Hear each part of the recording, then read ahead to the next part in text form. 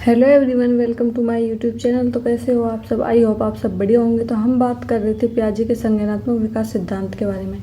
तो पिछली वीडियो में हमने पढ़ा कि संज्ञानवाद क्या होता है, कॉग्निशन क्या होता है, कंस्ट्रक्टिविज्म क्या होता है, या फिर जो पियाजे ने 4 तत्व दिए थे जो बच्चे के विकास को प्रभावित करते हैं, उनके बारे में पढ़ा। तो वो 4 तत्व कौन कौन से थे? मैचुरेशन था एक, सोशल इंटरेक्शन, इक्विलिब्रिएशन और एक्सपीरियंस। तो इन सब के बारे में हमने कल पढ़ लिया। अगर आपने मेरी पहले की वीडियो नहीं देखी तो डिस्क्रिप्शन बॉक्स में जाकर आप वो पहले की वीडियो देख सकते हो। और तो आज हम इस वीडियो में बात करेंगे पियाजे के संज्ञानात्मक विकास के सिद्धांत के बारे में। तो इस वीडियो में आज हम पढ़ेंगे जो पियाजे ने कुछ कॉन्सेप्ट दिए थे, स्कीमा, एडेप्टेशन, एसिमिलेशन, अकोमोडेशन, इन सब के बारे में। और पियाजे की जो 4 संज्ञानात्मक विकास की अवस्थाएँ थी उनके बारे में आज हम पढ़ेंगे। तो पियाजे ने अपने इस सिद्धांत में कुछ कॉन्सेप्ट दिए, जैसे स्कीमा। तो हम इसका मतलब समझ लेते हैं, स्कीमा होती क्या है।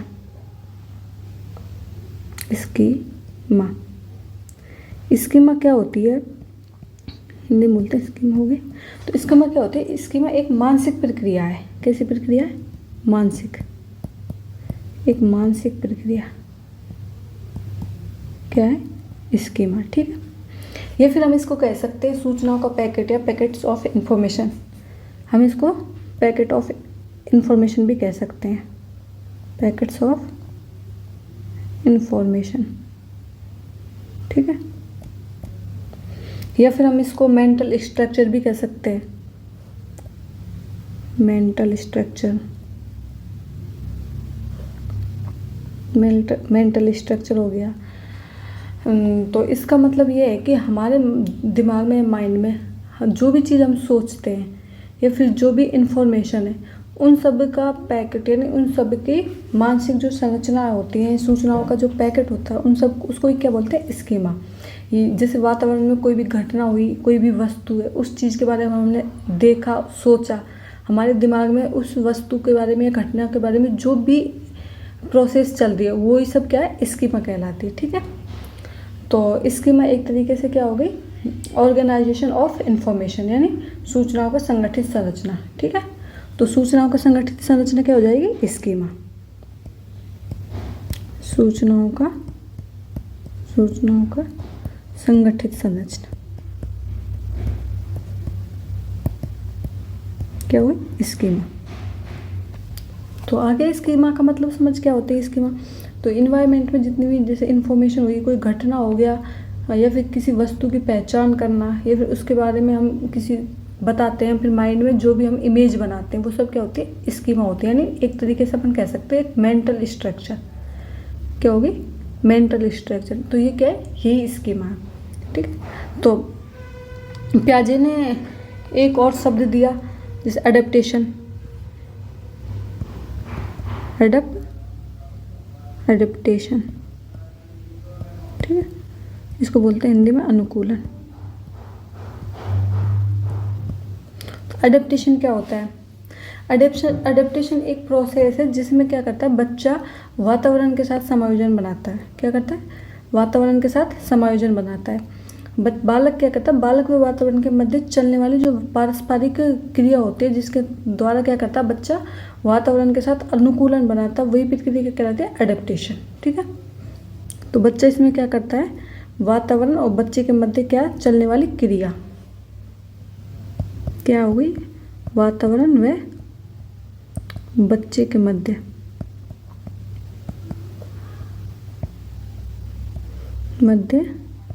चलने वाली पारस्परिक क्रिया, जिससे क्या करता है? जिससे बच्चा क्या बनाता है? समतुल्य या फिर अनुकूलन स्थापित करता है क्रिया, जिससे बच्चा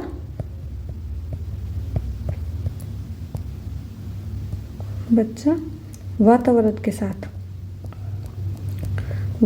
के साथ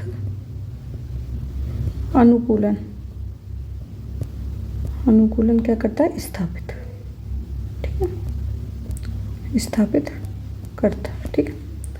तो एडेप्टेशन एक पूरी लंबी प्रोसेस है। इसी में जैसे हम पढ़ते हैं एसिमिलेशन, अकोमोडेशन, ठीक है। तो एडेप्टेशन का मतलब समझ आया? ये एक बच्चे के द्वारा बच्चा या वातावरण में चलने वाली वो प्रक्रिया होती है जिसमें बच्चा क्या करता है, समायोजन करता है। ठीक, तो इसी में हमारा आ जाता है अडेप्टेशन में, अडेप्टेशन। तो इसी के पार्ट होते हैं असिमिलेशन और अकोमोडेशन, अकोमोडेशन। ठीक है, असिमिलेशन इसको हिंदी में क्या बोलते हैं, आत्मीकरण, आत्मीकरण या फिर समावेशीकरण, समावेशीकरण भी इसको कहते हैं। और अकोमोडेशन का मतलब क्या हुआ, समायोजन। ठीक है, समायोजन। तो असिमिलेशन क्या होता है, यानी आत्मीकरण होता क्या है। आत्मीकरण क्या होता है कि पूर्व ज्ञान में नवीन ज्ञान को जोड़ना। हमारे पास मान लो पहले से ही कोई पूर्व ज्ञान है और उसी में हमने कोई नवीन ज्ञान जोड़ लिया, तो वही क्या है, असिमिलेशन। पूर्व ज्ञान में नवीन ज्ञान जोड़ना, नवीन ज्ञान जोड़ना। ठीक है, आगे समझ। तो असिमिलेशन को हम और कैसे समझ सकते हैं, जैसे कि पहले से आपके माइंड में कोई स्कीमा बनी हुई है और आपके पास उसके बाद कोई ज्ञान आया, नॉलेज आई, तो उस नॉलेज को भी आप क्या करोगे, उसी स्कीमा में ऐड कर लोगे। ठीक, तो उस स्कीमा में आपने अगर वो नॉलेज ऐड कर ली तो वो क्या कहलाएगा, आपका असिमिलेशन। यानी आपने उस नॉलेज को क्या कर लिया, आत्मसातीकरण, समावेशीकरण, यानी असिमिलेशन, उसमें तुमने ऐड कर ली वो नॉलेज। ठीक है, तो ये जब आत्मसातीकरण उसको कर लोगे तो वो क्या कहलाएगा, असिमिलेशन। ठीक है, फिर आता है अकोमोडेशन। तो अकोमोडेशन क्या होता है, अकोमोडेशन होता है जैसे मॉडिफिकेशन करना, यानी पूर्व ज्ञान में संशोधन की प्रक्रिया, पूर्व ज्ञान में संशोधन की प्रक्रिया, संशोधन की प्रक्रिया। ये क्या होती है, ये वो है जैसे मान लो आपके माइंड में कोई स्कीमा बनी हुई है और फिर उसके बाद आपके पास कोई नया ज्ञान आया, उसको आपने स्कीमा में क्या कर लिया, ऐड कर लिया। अगर उस ज्ञान के थ्रू आप किसी और चीज़ के बारे में जज करते हो, भाई ये वो चीज़ है, मतलब उसी ज्ञान से आप किसी और चीज़ के बारे में बताते हो, लेकिन वो गलत है, तो उसमें क्या करते हो आप, मॉडिफिकेशन करते हो। क्या करते हो, मॉडिफिकेशन। तो उस पूर्व ज्ञान में आपने क्या कर लिया, संशोधन। तो यही संशोधन की प्रक्रिया क्या कहलाएगी, अकोमोडेशन। ठीक है, तो ये समझ आया। हमने स्कीमा, अडेप्टेशन। अडेप्टेशन क्या होती है, वातावरण में बच्चे के मध्य चलने वाली वो प्रक्रिया होती है जिसमें क्या करता है, बच्चा अनुकूलन स्थापित करता है। तो इसी अडेप्टेशन के पार्ट हो गए असिमिलेशन, अकोमोडेशन। तो असिमिलेशन क्या हुआ, पूर्व ज्ञान में नवीन ज्ञान को हम जब पूर्व ज्ञान में नवीन ज्ञान को हम जब जोड़ देते हैं तो वो क्या कहलाता है, असिमिलेशन या आत्मसातीकरण। अगर उसी पूर्व ज्ञान में हमने संशोधन कर दिया, यानी उसको मॉडिफिकेशन कर दिया, जो पूरा पूर्व ज्ञान है, तो वो क्या कहलाएगा, अकोमोडेशन। ठीक है, तो अब हम यहाँ देखते हैं ये क्या है, स्कीमा। स्कीमा क्या है, एक मानसिक प्रक्रिया है, जिसमें मैंने आपको ऊपर बताया, एक मेंटल स्ट्रक्चर, जो भी इंफॉर्मेशन होती है तो वो सब क्या कहलाते हैं, स्कीमा। तो जिंदगी के विशेष पहलू या क्षेत्र के बारे में सूचनाओं की संगठित संरचना ही क्या कहलाती है, स्कीमा। यानी हमारे जीवन में जो भी पहलू है, क्षेत्र, मतलब जो भी क्षेत्र है, उनके बारे में जो भी हमें सूचना, इन्फॉर्मेशन मिली, तो उनकी संगठित संरचना क्या कहलाएगी, स्कीमा। यही क्वेश्चन एक बार रीट 2018 का भी एक क्वेश्चन है। ठीक है, तो फिर एक हमने पढ़ा एडेप्टेशन। एडेप्टेशन क्या होती है, एक मतलब संतुलन प्राप्त करने की क्या होती है, अनुकूलन, यानी वातावरण के साथ अनुकूलन बनाने की एक प्रोसेस होती है एडेप्टेशन। ठीक है, एडेप्टेशन में क्या आ गया अपना, एसिमिलेशन, डिसइक्विलिब्रियम, इक्विलिब्रियम और अकोमोडेशन। तो एसिमिलेशन के बारे में हमने पढ़ा, इसी को हिंदी में क्या कहेंगे, आत्मसातीकरण, आत्मसातीकरण। और ये क्या हो जाएगा, अकोमोडेशन यानी समायोजन। ठीक है, अब इसको एक एग्जांपल से समझते हैं कि एसिमिलेशन होता क्या है। तो एसिमिलेशन में जैसे मान लो आपके पास पहले से कोई स्कीमा बनी हुई है और आपने जैसे बिल्ली आई, तो आपकी माँ ने बताया कि भाई ये क्या है, बिल्ली, 4 टांगों वाली क्या होती है, बिल्ली। ठीक है, तो आपने ये बिल्ली वाला जो कॉन्सेप्ट सीखा है, तो ये क्या हुआ, आपका नया ज्ञान। तो इसी नए ज्ञान को आपने, जो आपके पास पहले की जो स्कीमा बनी हुई है, तो उसमें आपने क्या कर लिया, ऐड, कि 4 टांगे वाले क्या होता है, बिल्ली होती है। तो फिर उसके बाद जैसे मान लो आपने गाय देखी तो आपने सोचा भी उसके क्या है, 4 टांग, तो उसको भी क्या बोलोगे, बिल्ली। तो ये क्या हो गई, एक डिसइक्विलिब्रियम, यानी असंतुलन की अवस्था आ गई। ठीक है, असंतुलन की अवस्था आ गई है। फिर आपकी माँ बताती है आपको कि हर 4 टांग वाली क्या बिल्ली नहीं होता, हर जिस जानवर के 4 टांग होती हैं तो वो हर जानवर क्या बिल्ली नहीं होता। तो ये आपके बन गए माइंड में संतुलन।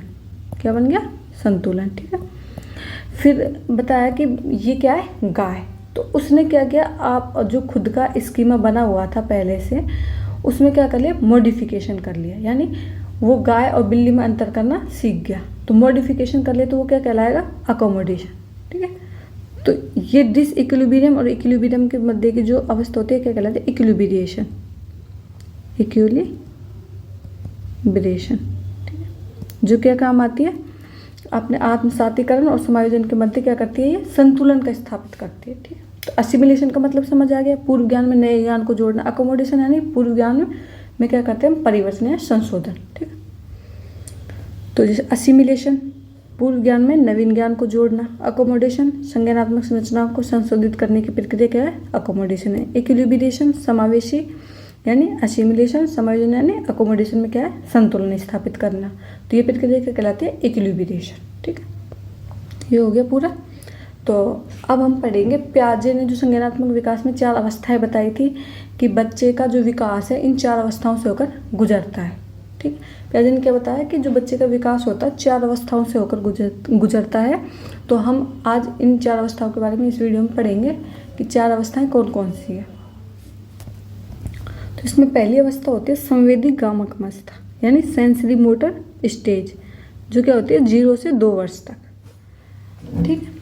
तो इस अवस्था में क्या करता है? इस अवस्था में बच्चा अपनी ज्ञान इंद्रियों के माध्यम से सीखता है।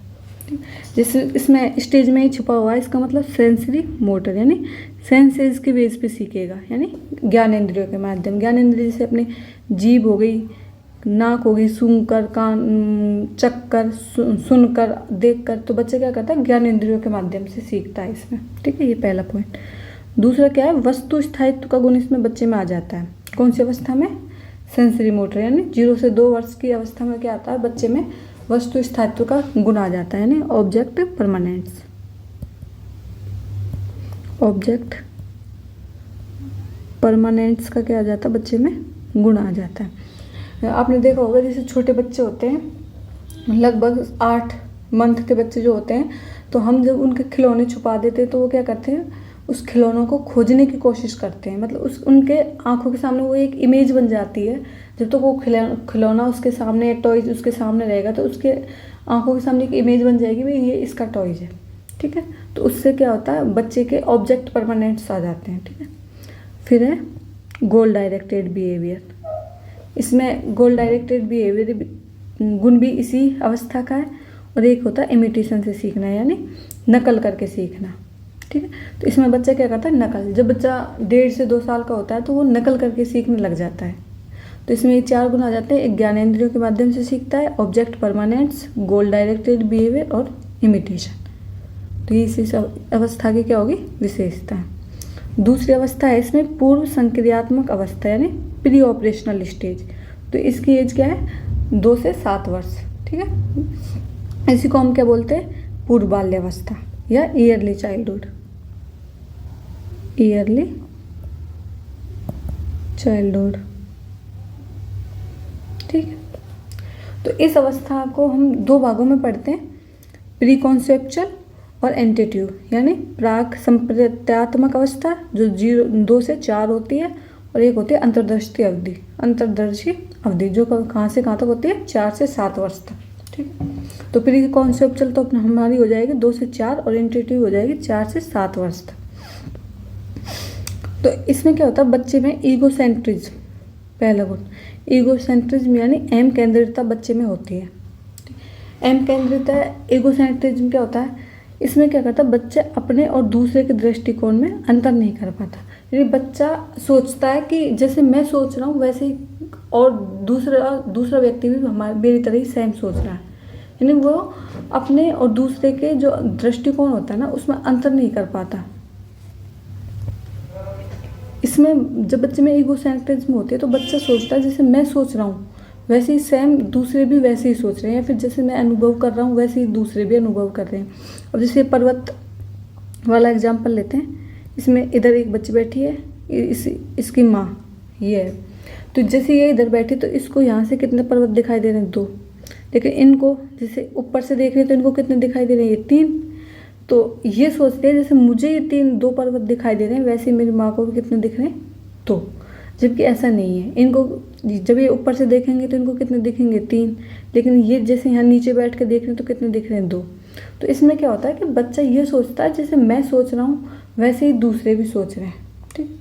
तो वो उसका ये होता है कि भाई वह अपने दृष्टिकोण और दूसरे के दृष्टिकोण में क्या नहीं कर पाता, अंतर नहीं कर पाता। दूसरा है इसमें एनिमिज्म यानी जीववाद। इसमें बच्चा सजीव व निर्जीव वस्तुओं में अंतर नहीं कर पाता। अब ये देखो ये चित्र, इसमें क्या है, ये एक बच्ची है, ठीक है। तो ये क्या कर रही है, एक डॉल को खाना खिला रही है या फिर पानी पिला रही है।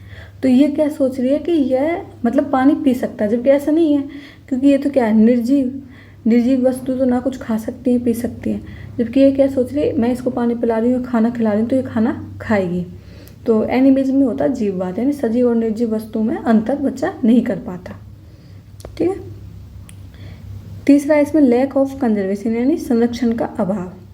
लैक ऑफ कंजर्वेशन क्या होता है, ये होता है कि जब कोई व्यक्ति क्या साइज या शेप के में चेंज कर दे और उसकी क्वांटिटी पर कोई प्रभाव नहीं पड़ता, हमें पता है। लेकिन बच्चा इस बात को समझ नहीं पाता। बच्चा क्या नहीं कर पाता, इस बात को समझ नहीं पाता कि किसी की भी साइज या शेप करने पर उसकी क्वांटिटी में कोई फर्क पड़ेगा। अब जैसे इसमें देखते हैं, जैसे ये कोई बच्चा बैठा है, ये इसकी माँ है, इसने जैसे 2 गिलास लिए हैं, ठीक है। तो इसमें जूस कुछ भी डाल रही है, जो पानी जूस वो डाल रही है। तो ये गिलास कैसा अपना चौड़ा, ये कैसा हो गया सुकड़ा। तो अब ये बच्चा सोचता है कि जब इसकी माँ पूछेगी आपको कौन सा जूस पीना है, तो ये बच्चा सोचेगा इस गिलास में क्या है, ज़्यादा जूस है, क्योंकि वो कैसा सुकड़ा है। इसको ये नहीं पता कि इसकी क्वांटिटी दोनों में क्या है, सेम है। क्योंकि ये चौड़ा है तो इसमें नीचे तक पानी रह जाएगा, और ये सुकड़ा है तो पानी कहाँ, उसका ऊपर चला जाएगा लेवल। तो इसमें इस अवस्था में क्या होता है, बच्चे में संरक्षण का अभाव होता है, जो क्या करता है, भार या द्रव्यमान की संरक्षण होता है उसको समझ नहीं पाता, या फिर वो यह नहीं समझ पाता कि किसी भी वस्तु की साइज या शेप हम चेंज कर दे तो उसकी क्वांटिटी पे कोई फर्क पड़ेगा, ठीक है। चौथा है इसमें इरिवर्सिबिलिटी यानी अपलटावे। इसमें क्या करता है, बच्चा वस्तु और संख्याओं के उलटना पलटना नहीं सीखता। इसमें रिवर्सिबिलिटी का गुण नहीं रहता इस एज में। ये क्या है, जैसे मान लो हमें पता है कि 2 और 2 क्या होते हैं, 4, ठीक है। अब इसमें बच्चा ये नहीं समझ पाता कि जैसे मान लो 2 और 3 कितने हो गए, 5। तो उसको ये समझ नहीं आएगा कि 3 और 2 भी क्या होते हैं, 5। अगर हम संख्याओं को चेंज कर दें, यानी 2 की जगह 3 रख दें, तो उसको ये नहीं समझ पाए, वो यह नहीं समझ पाएगा कि अब भी कितना आएगा, 5। तो हम संख्याएं वस्तुओं को उलटना पलटना कर दें तो बच्चा इसको नहीं सीख पाता इस एज में। तो ये इसमें क्या होता है, इरिवर्सिबिलिटी का गुण होता है, यानी रिवर्सिबिलिटी का गुण उसमें नहीं आता। जैसे मान लो कोई बच्चा है, उसकी स्कूल इधर है और ये उसका घर है, ठीक है, ये घर हो गया। अब यहाँ से अगर बच्चा आ रहा है, ये अगर वो स्कूल से, ये घर से स्कूल जा रहा है तो उसको पता है ये रास्ता है। लेकिन इस एज में क्या होता है, अगर वो उसको रहेगा कि भाई मैं इस घर से स्कूल जाने का रास्ता तो जानता हूँ, लेकिन स्कूल से घर जाने का रास्ता उसको नहीं पता रहता है, क्योंकि उसमें रिवर्सिबिलिटी का गुण नहीं होता, ठीक। चौथा है इसमें, 5वां हो जाएगा लैक ऑफ डिसेंट्रेशन यानी विकेंद्रीयता की कमी। मतलब इसमें बच्चे में क्या होता है, सेंट्रेशन। इसी को हम लैक ऑफ कंजर्वेशन भी कह सकते हैं, लैक ऑफ कंजर्वेशन। कि बच्चा इसमें है ना क्या विभेद नहीं कर पाता, विवेकता की जो क्षमता होती है उस इस एज में बच्चे में नहीं होती, ठीक है। तो प्री ऑपरेशनल में कौन कौन से गुण हो गए, जैसे ईगोसेंट्रिज्म हो गया, एक कौन सा हो गया, एनिमिज्म यानी जीववाद, एक हो गया इरिवर्सिबिलिटी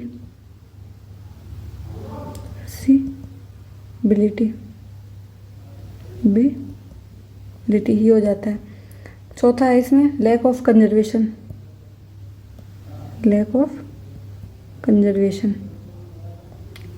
ठीक है। और कौन सा हो जाता है अपना सेंट्रेशन। तो ये किसके हो गए? प्री ऑपरेशनल के। ठीक है, अब आती है तीसरी अपनी मूर्त संक्रियात्मक अवस्था यानी कॉन्क्रीट ऑपरेशनल स्टेज। इसमें क्या एज होती है? 7 से 11 वर्ष। ठीक है, इसमें क्या होता है, बच्चा जो भी उसके सामने वस्तु है यानी कॉन्क्रीट वस्तु यानी जो सामने उसके वस्तु रखी है उसके बारे में चिंतन करने लग जाता है। लेकिन जब उसके सामने वस्तु नहीं है तो उसके बारे में वह चिंतन नहीं करेगा। यदि उसके सामने कोई वस्तु रखी है, कॉन्क्रीट वस्तु, जैसे हाथ में बोतल है तो बोतल के बारे में चिंतन करने लग जाएगा। ठीक है, तो इस अवस्था में क्या होता है, बच्चा सामने रखी हुई चीज़ों का देखकर उन पर क्या करता है? चिंतन करना शुरू कर देता है। अब जैसे कि अपने इससे ऊपर वाली स्टेज में क्या पढ़ा, जैसे भाई कंजर्वेशन का क्या होता है? कमी होती है, क्लासिफिकेशन नहीं होता। तो इसमें ये सारी चीज़ें इसमें आ जाएंगी। जो किस में नहीं थी? प्री ऑपरेशनल में जो नहीं थी वो सब गुण किस में आ जाएंगे? कॉन्क्रीट ऑपरेशनल में। इसको ऐसे भी याद रख सकते हैं CCS से। सी यानी कंजर्वेशन, सी क्लासिफिकेशन और सी यानी सेपरेशन। यानी बच्चे में संरक्षण का गुण आ जाता है, क्लासिफिकेशन का यानी वर्गीकृत करने लग जाता है और सेपरेशन का भी गुण आ जाता है। वर्गीकृत क्या होता है? वर्गीकरण होता है जैसे एक तरीके से वर्ग बना देना है। नहीं, जैसे अब हमने ये छोटी बड़ी डंडी दे दी बस बच्चे को, तो क्या करेगा? पहले सबसे छोटी फिर बड़ी यानी वो आरोही क्रम में ऐसे क्रम में जमाना सीख जाता है। विभेदन में मान लो हमें बच्चों को क्या दे दिया? डायग्राम दे दिए कई, जैसे ट्रायंगल दे दिया, ये स्क्वायर दे दिया, ये रेक्टेंगल दे दिया, तो बच्चे क्या करने लग जाता है? इनमें अंतर। ठीक है, जैसे ये बता दे ट्रायंगल है, ये स्क्वायर है, ये रेक्टेंगल है, तो इनमें अंतर करने सीख जाता है बच्चा। एक होता है कंजर्वेशन।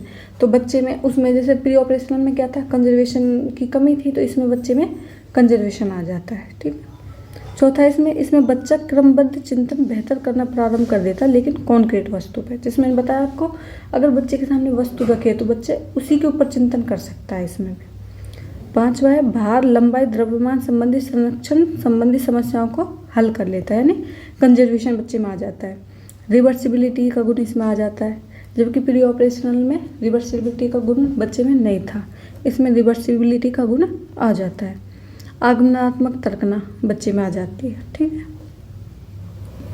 चौथी स्टेज है इसमें औपचारिक संक्रियात्मक अवस्था, जो लास्ट स्टेज होती है, यानी फॉर्मल ऑपरेशन स्टेज। इसमें क्या एज होती है? 11 से 15। इसमें तो फिर जो 11 से 15 की एज में आएगा तो इसमें तो बच्चे में सारे गुण आ जाते हैं। संज्ञान की सर्वोच्च अवस्था है ये। इसमें बच्चा एब्स्ट्रैक्ट थिंकिंग करने लगता है, यानी अमूर्त सोच। इसमें तो कौन सी वाली होती है? कॉन्क्रीट ऑपरेशनल में तो कौन सी हो जाएगी? मूर्त सोच। यानी यदि कोई वस्तु बच्चे के सामने रखे तो सिर्फ उसी के बारे में सोचेगा, यानी कॉन्क्रीट वस्तु के बारे में सोचेगा। लेकिन इसमें कौन सी आ जाती है? अमूर्त सोच, यानी एब्स्ट्रैक्ट थिंकिंग। ठीक, और निगमनात्मक तर्कना भी इसमें आ जाती है।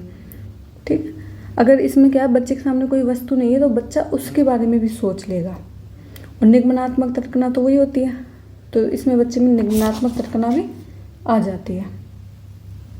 तो पियाजे कहते हैं कि इस अवस्था में बच्चे का बौद्धिक विकास जो होता है वो उच्चतम हो लेता है। मतलब 11 से यानी 15 से 16 बताया उन्होंने अधिकतम, कि 15 से 16 वर्ष की जो एज है इसमें क्या है, बच्चे में जो बौद्धिक विकास है उसका कंप्लीट हो लेता है। तो इसमें क्या होता है? अधिकतम बौद्धिक विकास हो जाता है, अधिकतम बौद्धिक विकास। ठीक है, तो आज हमने इस वीडियो में पढ़ा जो पियाजे ने कुछ कॉन्सेप्ट दिए स्कीमा, एडेप्टेशन, एसिमिलेशन, अकोमोडेशन के बारे में, और पियाजे की 4 संज्ञानात्मक विकास अवस्थाओं के बारे में भी इसमें हमने पढ़ लिया। तो इसका थोड़ा सा रिवीजन कर लेते हैं। इसमें मैंने बताया कि पियाजे ने कुछ कॉन्सेप्ट दिए स्कीमा के बारे में हमने पढ़ लिया। एडेप्टेशन कंप्लीट हो गया। एडेप्टेशन की क्या प्रक्रिया? एसिमिलेशन और अकोमोडेशन, ये सब किस में है? एडेप्टेशन के भाग हैं, ये हमने समझ लिया। एसिमिलेशन क्या होता है? आत्मसातीकरण। अकोमोडेशन समायोजन। तो ये आप पढ़ लेना। 4 अवस्थाओं के बारे में बता दिया। एक sensory motor stage, pre operational stage, तीसरा कौन सा हो जाएगा? Concrete operational stage, concrete operational हो गया। चौथा हो जाता है हमारा औपचारिक संक्रियात्मक अवस्था है, फॉर्मल ऑपरेशनल स्टेज। ठीक है, तो बस इतना ही है। तो आज हमारी पियाजे की संज्ञानात्मक विकास सिद्धांत क्या हो जाता है, कंप्लीट हो जाता है। इसके आगे हम कल वाइगोत्स्की के बारे में पढ़ेंगे, तो आप इसको अच्छे से पढ़ना है और वीडियो स्किप नहीं करनी है, ठीक है। अगर आपको वीडियो अच्छी लगी तो प्लीज़ वीडियो को लाइक करें, चैनल को सब्सक्राइब करें, बेल आइकन को दबाना नहीं भूलें, जिससे कि जो भी वीडियो नई अपलोड होती है सबसे पहले नोटिफिकेशन आपके पास जाए, ठीक है। Thank you for watching my video.